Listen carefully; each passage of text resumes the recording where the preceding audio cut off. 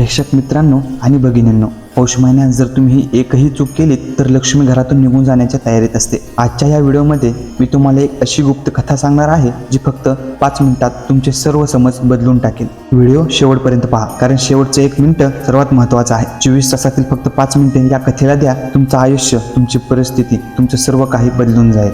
प्राचीन काळी एक गरीब ब्राह्मण दाम्पत्य होते, विश्वंभर आणि सुमती। विश्वंभर ज्ञानी होते, पण घरात दारिद्र्याचा सतत डेरा होता। सुमती प्रयत्नशील असूनही समृद्धी लाभत नव्हती। पण का? कारण त्यांना एक गूढ रहस्य माहीत नव्हतं, एक रहस्य जे पौष महिन्यातील 3 सूक्ष्म चुकांमध्ये लपलेले आहे। एक दिवस पौष महिन्यातील थंड संध्याकाळी सुमतीने ह्या 3 गोष्टी केल्या। पहिली म्हणजेच तिने स्थान टाळले, दुसरी तिने अर्धे जेवण ठेवले, तिसरी तिने वेद पुस्तके अव्यवस्थित ठेवली। पण यात काय वाईट आहे? हेच तर आपण अनेकदा करतो ना। या प्रश्नाचं उत्तर त्या रात्री मिळाले।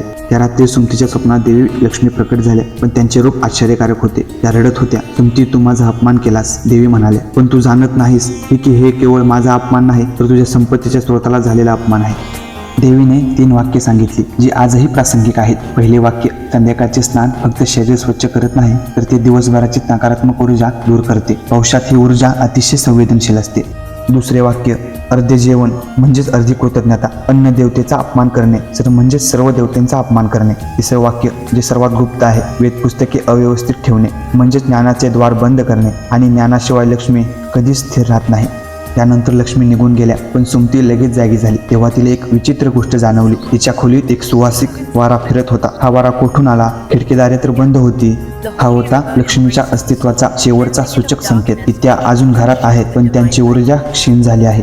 सुमतीने त्या क्षणापासून बदल सुरू केले, पण येथे कथेत एक आश्चर्य आहे। तिने फक्त 3 दिवसात हे नियम पाळले, आणि 4थ्या दिवशी एक अनपेक्षित घटना घडली। कोणती होती ती अनपेक्षित घटना? तुम्हाला काय वाटतं? चला तर मग बघूया।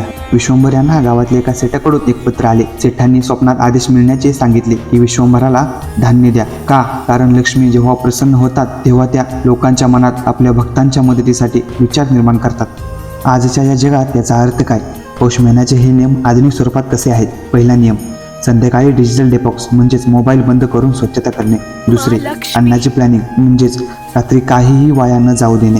तिसरे, ज्ञानाची व्यवस्था म्हणजेच फोनमधील अव्यवस्थित फाईल, बुकमार्क्स व्यवस्थित करणे। जरा थांबा, महत्त्वाची माहिती अजून बाकी आहे। ही कथा फक्त स्त्रियांसाठी नाही, पुरुषांनीही हे नियम पाळले पाहिजेत, कारण लक्ष्मीचा वास हा व्यवस्थेच्या ठिकाणी असतो, लिंगाच्या ठिकाणी नाही। हे संपूर्ण कुटुंबाचे धोरण असले पाहिजे।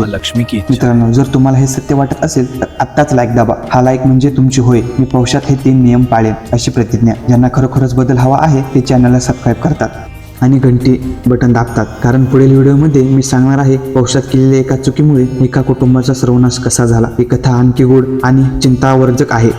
आणि आत्ता मी तुम्हाला सांगतो शेवटचे रहस्य, जे मी सुरुवातीला वचन दिले होते। लक्ष्मी खरोखर निघून जात नाही, त्या फक्त अदृश्य होतात, आणि हे अदृश्य होणे या 3 चुकांमुळे होते। या व्हिडिओला 1000 लाईक झाल्यास मी पुढील व्हिडिओमध्ये सांगेन की लक्ष्मी पुन्हा दृश्य कशा करायच्या याचे एक प्राचीन उपाय। आत्तासाठी अभिवाचन, कमेंटमध्ये लक्ष्मी जरूर लिहा। धन्यवाद।